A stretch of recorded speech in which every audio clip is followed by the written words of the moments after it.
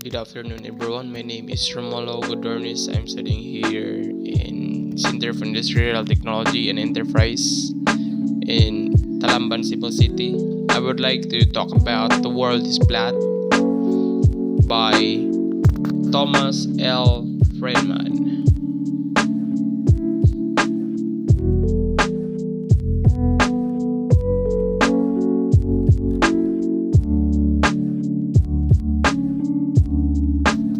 The World is Flat, A Brief History of the 21st Century by Thomas L. Friedman is a book that explores the impact of globalization and the advancement of technology on the world.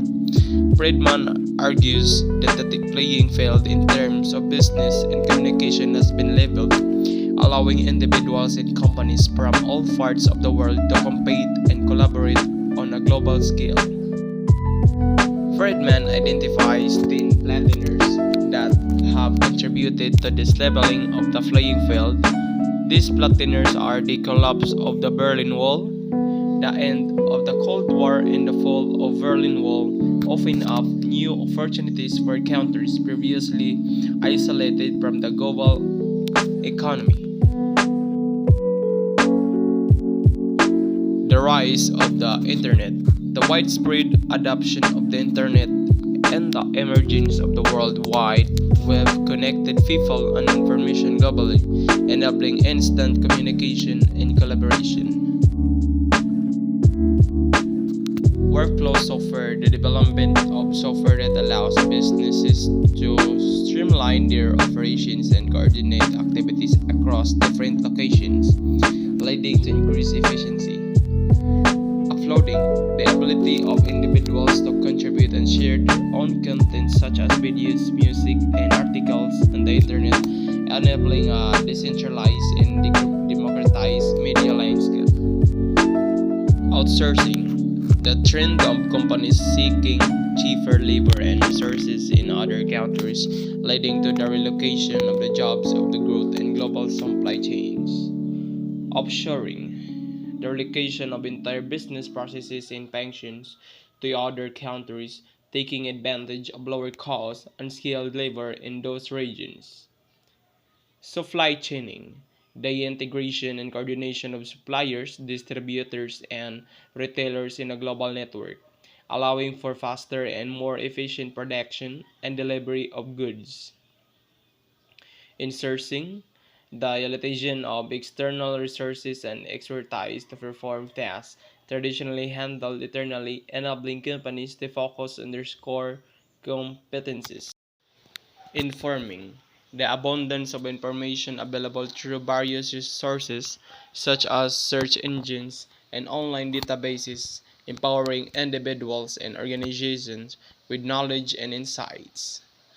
The steroids, the advancement of technology, including mobile devices, wireless connectivity, and digital platforms that have accelerated the pace of globalization and made it even more accessible. Through these platiners, Friedman argues that the world has become more interconnected and competitive, with individuals and countries needing to adapt and innovate to stay relevant. He discussed the challenges and opportunities presented by this flattened world, highlighting the importance of education, collaboration, and flexibility in navigating the new global landscape.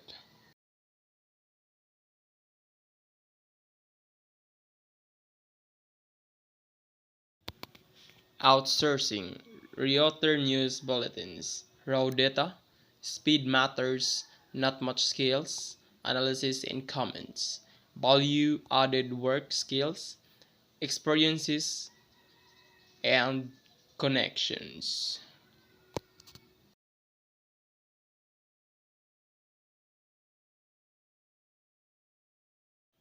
Outsourcing, tax preparation, number of US tax return cases done in India. Can you imagine what will happen in a decade? You will assume that your accountant has outsourced the basic preparation of your tax returns.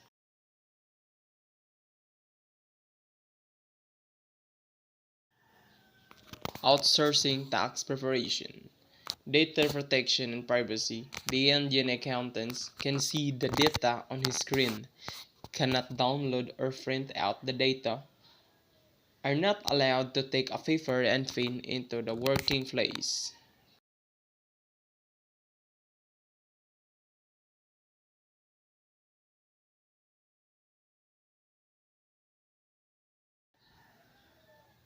Raw data outsourcing to India. Quality guaranteed 20% discount on costs. By the summer of 2004, Reuters has 300 staffs in Bangalore, aiming eventually for a total of 1,500.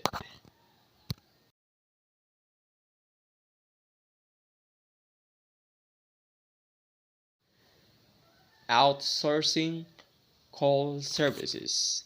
US accent, UK accent, Canadian accent.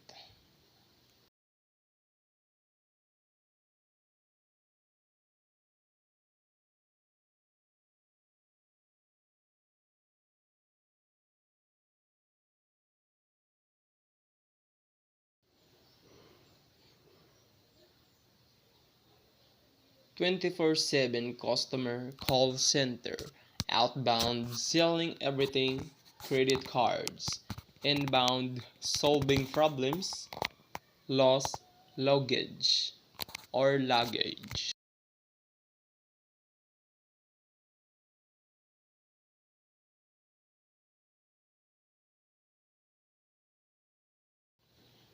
Outsourcing call services. Jobs in Indian call center. High wage, high prestige, competitive, 700 applications a day, 6% are hired. Currently, about 245,000 Indians are answering phones or dialing out all the world. A manager of 24/7 said, "A lot of American industry has come into Bangalore.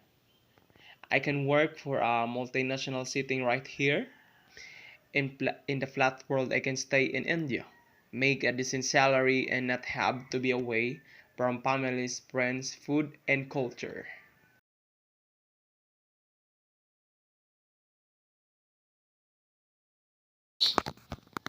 So sa India, naabot sila yung remote assistant.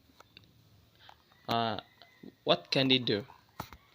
They can know your information collection, PowerPoint presentations, research,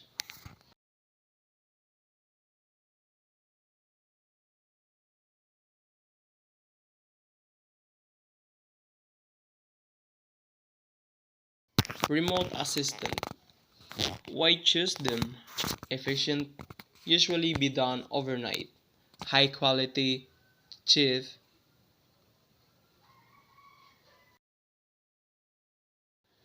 Welcome to an intriguing journey exploring the concept that challenges our conventional perception of the world today. We embark in a thought-provoking exploration of the notion that the world is flat. Join us we delve into this controversial perspective and examine its impact on our understanding of global dynamics. To fully comprehend the concept of a flat world, we must explore its historical roots. Ancient civilizations, from the Egyptians to the Greeks, held the belief in a flat earth. This perspective persisted until the Renaissance, when scientific advancements provided evidence of our planet's true shape. However, in recent years, a new wave of thinkers has emerged challenging the established norm. In the 21st century, the internet and social media played a pivotal role in the resurgence of flat earth theory. Online communities known as flat earth societies began to gain traction, fostering discussions and spreading alternative viewpoints. These communities question the validity of scientific evidence and offer a unique interpretation of our world's shape. Let's explore some of the key arguments put forth by flat earth proponents. They contend that photographs and videos of us spherical Earth from space are doctored or part of an elaborate conspiracy. They claim that curvature of the Earth observed by airline pilots is merely an optical illusion. Additionally, they question the possibility of gravity and argue that it is merely a force of acceleration. However, the overwhelming consensus among scientists, astronomers, and experts is that the Earth is indeed an oblate spheroid. Geodetic surveys, space exploration, satellite imagery, and countless scientific experiments provide substantial evidence to support this widely accepted perspective. By scrutinizing the various arguments put forth by flat earth theorists, experts have effectively debunked these claims. While flat earth theory may seem like an inconsequential belief held by a small group, its implications can extend beyond mere cosmology. The rise of alternative viewpoints challenges the authority of scientific consensus and highlights the impact of misinformation in the digital age. Furthermore, it raises questions about critical thinking and literacy and the nature of knowledge dissemination in our society. The resurgence of flat earth theory reminds us of the importance of scientific literacy and critical thinking. It urges us to question information sources and exercise discernment in an era where misinformation can easily spread. It is crucial to engage a respectful and evidence-based dialogue to counter alternative viewpoints, ultimately fostering a more informed society. As we include our exploration of the notion that the world is flat, we invite you to reflect on the value of knowledge, scientific inquiry, and the role of skepticism in shaping our understanding of the world. While the Earth shape may seem like established fact, the ongoing dialogue around the flat Earth theory serves as a reminder that the human curiosity and the pursuit of truth are essential elements of our collective progress.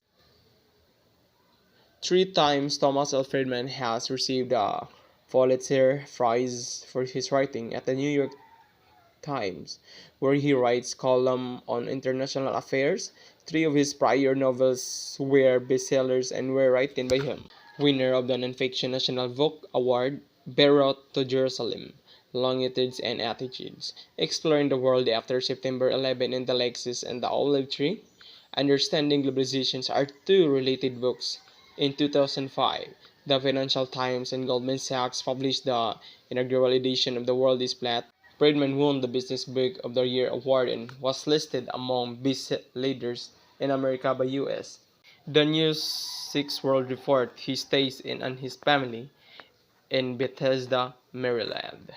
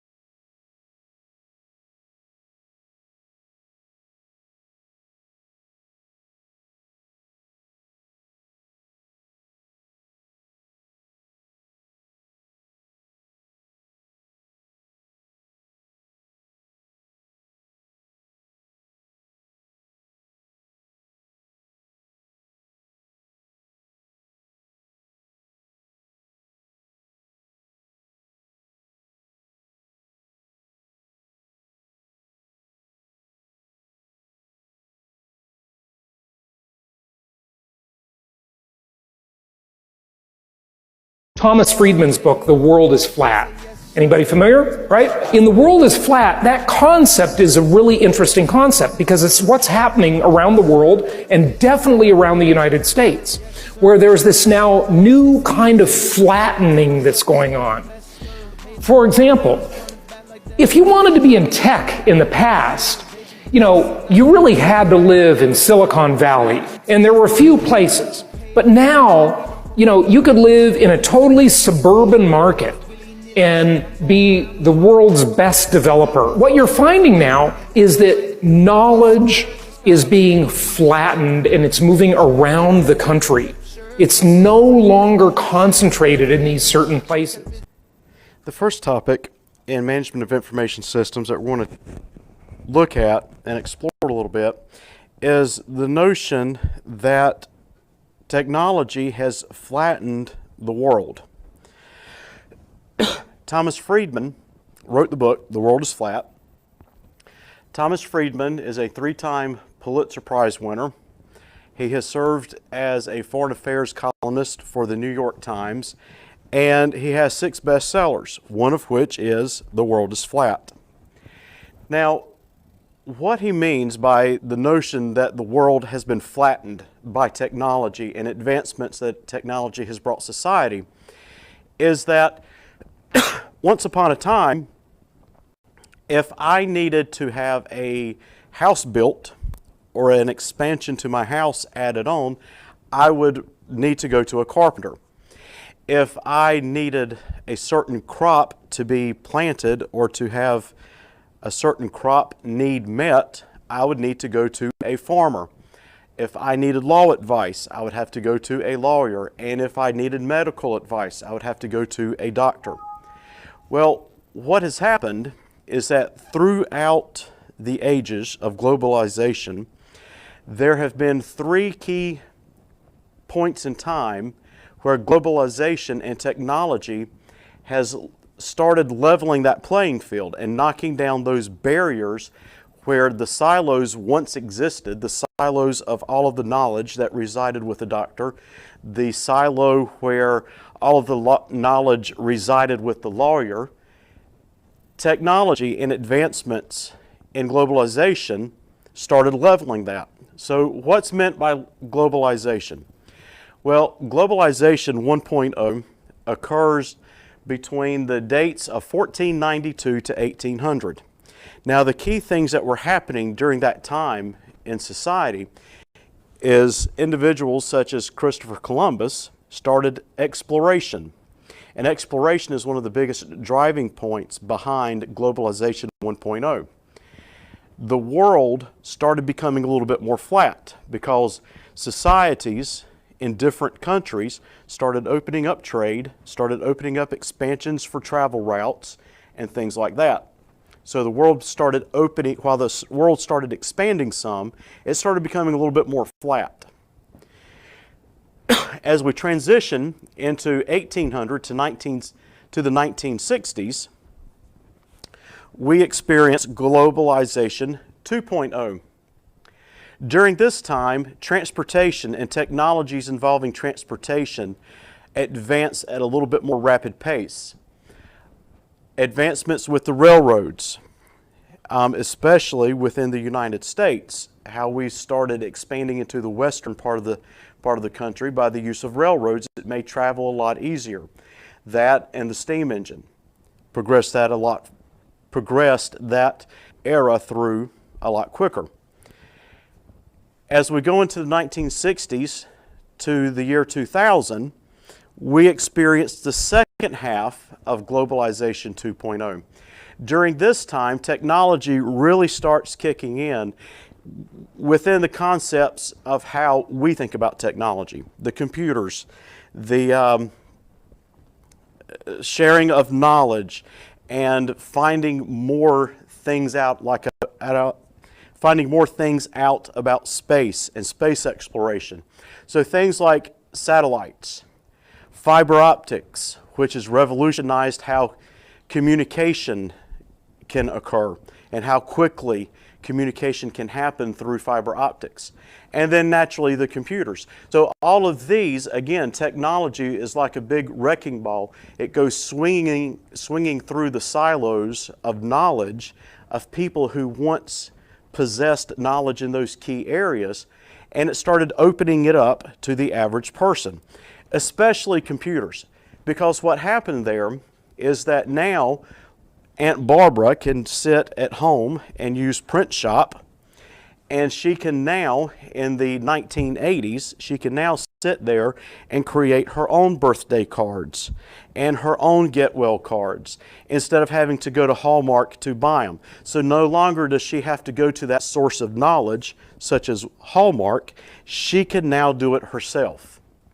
And that's really an important concept within this notion. As we transition from one globalization era to the next, it becomes society and members of society become a little bit more self-reliant instead of dependent upon other people who possess that knowledge. As we go into globalization 3.0, which is the 2000s up until where we're at now, it's mainly focused on access to information. Technology, the use of fiber optics, the use of computers, they all connected together and formed this marvelous little invention called the internet. And through the internet, people began to see that they didn't have to always go running to the doctor every time they had a pain in their little toe. They could go to somewhere like WebMD, look up the symptoms, and come up with a self-diagnosis from there, and then determine if they need to go to the doctor or not. So again, the whole notion of being self-reliant and access to information. Going in with that, technology and the internet has made the world a much smaller place to live. It is a lot easier now to send an email. It is a lot easier now to Skype. It is now a lot easier to instant message using the technologies through globalization 3.0 than it is having to send a telegraph or having to send a carrier pigeon or having to send the U.S. Postal Service. So again, the whole notion of no longer do we have to go back to the sources of knowledge. We can now operate with the knowledge and gain knowledge ourselves to be self-reliant. So the world is becoming even more flat. So in doing this, there were 10 flatteners that have helped this go. And predominantly it began within globalization 2.0, towards the mid to end of globalization 2.0. The first was the fall of the Berlin Wall. The fall of the Berlin Wall allowed for trade to start happening more freely within Europe. Germany had that big wall built through the middle, dividing the east from the west, and that hindered them from being able to carry out trade. So the Berlin Wall falls, and as a result, some years later, eventually what we now know as the European Union has formed. And so it kind of unified, and it made Europe a smaller place. So it helped in that flattening process. The second, Netscape. With the World Wide Web, in its early infancy years, it consisted of what was called a gopher and gopher sites. It was totally text-based. There was nothing friendly or easy to getting access to that, and it's not what we would call today very user-friendly. So Netscape was invented and put out and made available for the public so that Aunt Barbara, sitting in her kitchen on her personal computer, she is now able to use a dial-up version of American Online. And now she has a web browser where she can now search the internet for graphics to customize her little birthday cards and get well cards. So again, it's putting more power in the hands of the average everyday user. It's leveling the playing field. No longer would she have to go to a graphics art designer if she wanted a custom-made clip art. She can now use Netscape and search for that and download it. The third, workflow software. This allows managers to be able to look at and manage day-to-day operations and help to establish higher rates of efficiency. And again, starting the use of computers and networking allowed companies to start being able to share data between departments more easily. Thus, the notion of workflow software that helped them to come up and make better decisions about operations. Uploading. Uploading was a flattener because now, through the use of uploading, the average person, and we'll still use Aunt Betty, she can now go and upload her own collection of clip art that she's made.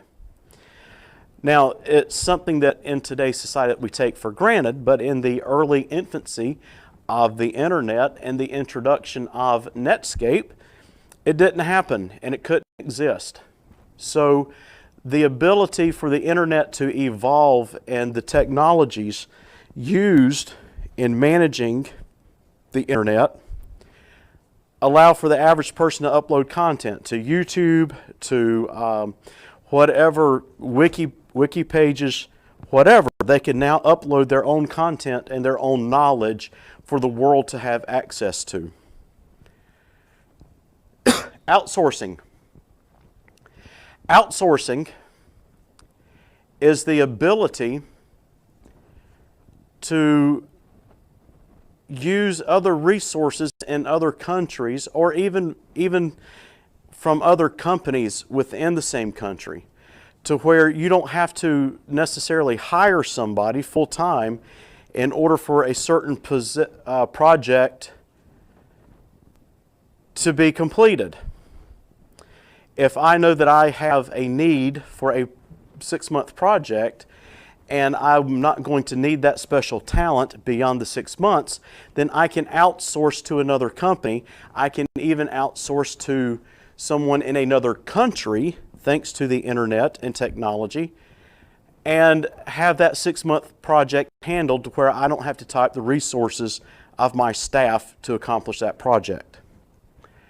Supply chaining, the ability to monitor your inventory without having to physically send Joe, Bob, and Jim off to the warehouse to do physical inventory counts. Through supply chaining, you're utilizing your system to keep track of inventory and to let you know which products are reaching certain inventory levels.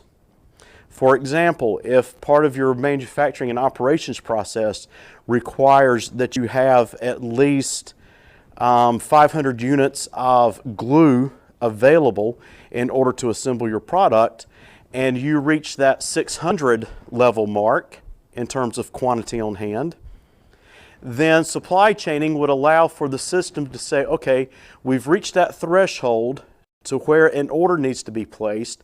So I'm going to go ahead and place the order and with the supplier so that operations can continue and we'll get the order and not be affected by a short supply.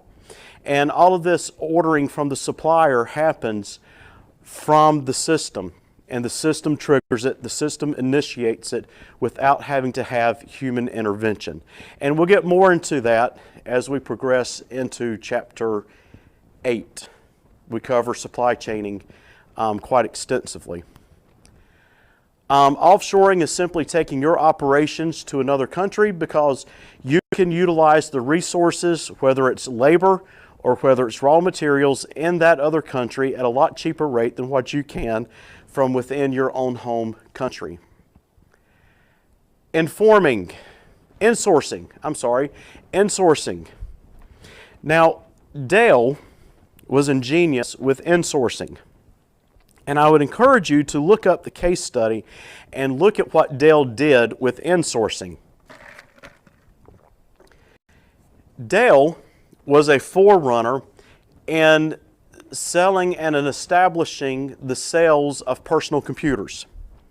Now, going into the mid to late 1990s, the biggies were typically IBM. They were this obsolete little company with a cow logo called Gateway. Compaq was one, which I think they're out of business now. And 2 or 3 others. Well, here comes along Dale. Dell says, you know what? We're going to, instead of selling to wholesalers and selling to other people in the middle, we're going to sell directly to the retailers and cutting out the people in the middle. So that allowed them to be able to cut down on the price of their PCs. Well, they take it a step further and they become the first PC manufacturer to utilize the internet. Again, the notion of flattening. And the way that they flattened this process for the average person is that through the internet, they allowed the user to be able to create an account on their website and order a PC exactly to their specifications. No longer was it boxed up and packaged up and you had to buy what it was as it was at that price. You, the user, on a fixed budget, could say, well, I don't need so much in a graphics card, I can scale back on that. I don't need quite as much memory, I can scale back on that.